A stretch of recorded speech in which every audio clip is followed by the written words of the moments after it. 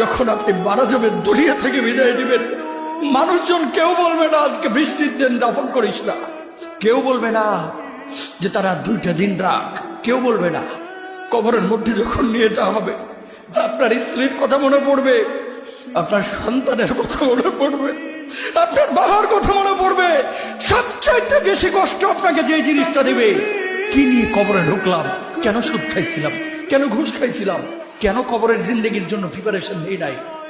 দুনিয়ার জিন্দেগিতে একটা মামলায় ফেসে গেলে সুপ্রিম কোর্টে যাওয়া যায়, উচ্চ আদালতে যাওয়া যায়। আখিরাতের জিন্দেগিতে কোনো মামলায় ফেসে গেলে পালাবার কোনো আর পথ নাই। চলে যেতে হবে।